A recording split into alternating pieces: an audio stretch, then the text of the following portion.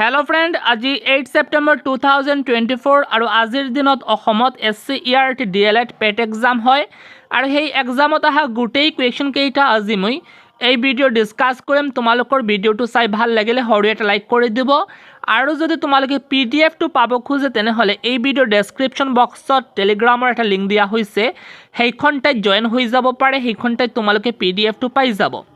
আৰু কুৱেশ্যন কেইটা এনেকুৱা আহিছিল, কোনখন ঠাইক মনচেষ্টাৰ অফ ইষ্ট নামে জনা যায়? Which is the Manchester of East in Assam? আৰু তাৰ শুদ্ধ উত্তৰ শুৱালকুছি। তাৰ পাছত কুৱেশ্যন, দ্ৰৌপদী মুৰ্মু ভাৰতৰ কিমান সংখ্যক মহিলা ৰাষ্ট্ৰপতি? তাৰে শুদ্ধ উত্তৰ দ্বিতীয় সংখ্যক। তাৰ পাছত কুৱেশ্যন, ভাৰতীয় সংবিধানৰ কোনটো অংশ সংশোধন কৰিব নোৱাৰি?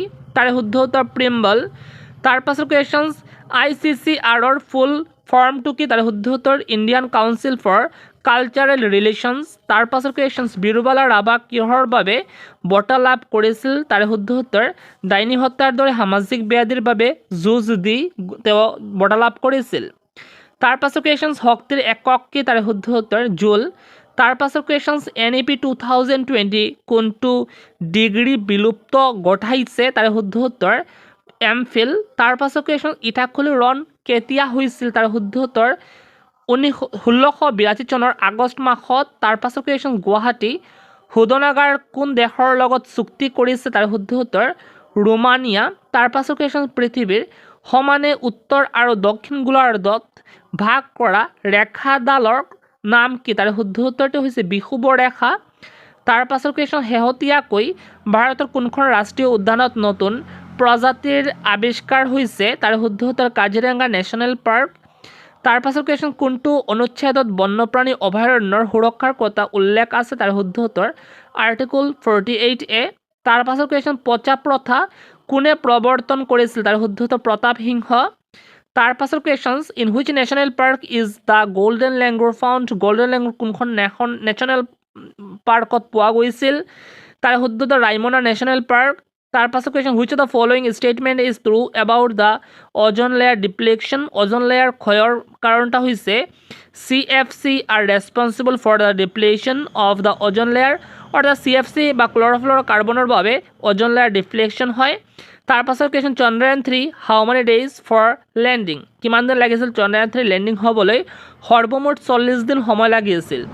Below given countries are the part of G7 except? তাৰ শুদ্ধ উত্তৰটো ইণ্ডিয়া বাদ দি বাকী কেইটা হৈছে G7-ৰ মেম্বাৰ। ৰাজ্যসভাৰ মুঠ সদস্য সংখ্যা কিমান? তাৰে শুদ্ধ উত্তৰ 250 জন। হলমাৰ্ক কিহৰ লগত জড়িত? তাৰে শুদ্ধ উত্তৰ সা অলংকাৰ। কোনখন অঞ্চল খনিজ সম্পদত চহকী? তাৰে শুদ্ধ উত্তৰ মালভূমি। ভাৰতৰ পৰা বিলুপ্ত হোৱা প্ৰাণী কোনটো? তাৰে শুদ্ধ উত্তৰ কুকুৰ নে চিয়া, বাঘ বা চিতা। জৈৱ বৈচিত্ৰ্য দিৱস কেতিয়া পালন কৰা হয়? তাৰে শুদ্ধ উত্তৰ 22 মে'। তলৰ কোনটো নৱীকৰণযোগ্য সম্পদ? তাৰে শুদ্ধ উত্তৰ পানী। আৰু বাকী কেইটা অনৱীকৰণযোগ্য সম্পদ হয়। What is the past form of slide? তাৰে শুদ্ধ উত্তৰ slit. Which of the following is an adjective? আৰু তাৰে শুদ্ধ উত্তৰ বিউটিফুল। তাৰ পাছত এণ্টনম অফ এবাউণ্ডেণ্টৰ এণ্টনম হৈছে স্কেয়াৰ্ছ। তাৰ পাছত questions, who is the executive head of the state government? এটা ৰাজ্যৰ প্ৰধান কোন? তাৰে শুদ্ধ উত্তৰ গভৰ্ণৰ। গগৈৰ শ্ৰীলিংগ কি? তাৰে শুদ্ধ উত্তৰ গগৈয়নী। কুন্দত কথাৰ অৰ্থ হৈছে দুনিয়া। বংগ বিভাজন কেতিয়া হৈছিল? তাৰে শুদ্ধ উত্তৰ 1905 চনত হৈছিল। আৰু 100 আৰু 175ৰ ভিতৰত যি নেচাৰেল নাম্বাৰ, সেই নেচাৰেল নাম্বাৰৰ যোগফলটো কৈছে 2450। বক্সাৰ যুদ্ধ কাৰ মাজত হৈছিল?